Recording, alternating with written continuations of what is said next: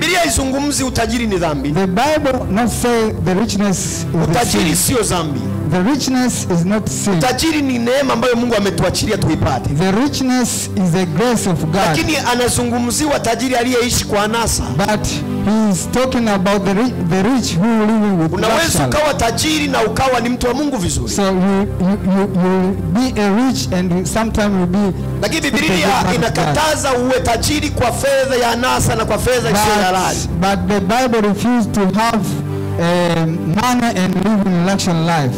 Na Biblia haipendi mtu anaitwa maskini. And the Bible don't love a man who called. Hapa tunamuona mtu aliyeitwa Lazaro aliyekuwa maskini. And now we see the man called Lazaro. Umeona na yeye alipokufa kwenda mbinguni kwa sababu ya maskini. So you know after he died he go to heaven. Biblia sema aliketi kwenye kifua cha Abraham. But he sit in the chest of Abraham. Ni kwa sababu hakuwa na fedha ya kutoa sadaka kujenga mahali pa kukaa. It because he hasn't money. Sasa hawa watu wanakuja kukutana. So these people are meet. Kila mtu anaenda mahali alipojichagulia. Everyone go to the place where huyu aliishi maisha matakatifu. That the one live the holy. Huyu aliishi maisha ya nasa. And the one live the evil life. Huyu aliishi maisha ya wokovu. And the one live the salvation life. Huyu aliishi maisha ya dhambi. And the one live the sin life. Hawa wote waliishi kwenye dunia moja. All of these are living the same. Dunia ambayo tulipewa na Mwenyezi Mungu. This world we are given from God. Hawa wote waliishi maisha yale kama unavyoyaona leo. All these men are living this life. Lakini Lazaro alichagua maisha ya umilele wa baadaye. But Lazarus chose the eternity life. Alichagua kuishi na Kristo kwenye maisha yake. So Lazarus chose to live with Christ. Lazaro alikuwa tayari hata asipopata kila kitu lakini asimkose Yesu. Lazarus was ready to everything.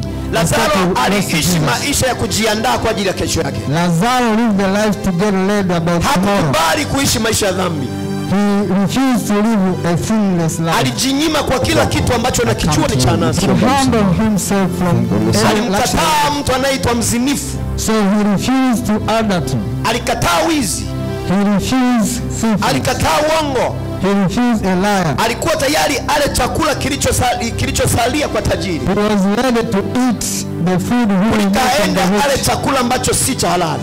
To go to eat the food who are luxuries. Kwa lugha nyepesi maisha ya ufalme wa mbinguni ni kujinyima. For simple language, the life of heaven is to humble yourself. Ikuwa tayari uchekwe zalauliwe. So to be ready to be satisfied. Lakini usikose mbingu. But you don't miss heaven. Na kuomba asubuhi ya leo. So I beg you this morning. Ishi maisha ya utayari. Live wakucheke wakuzalau. So they laugh at you. Ishi maisha ya utayari. Live the wakuzalau wakusimange lakini kuwa tayari. So get ready. Na muda wowote usiojua.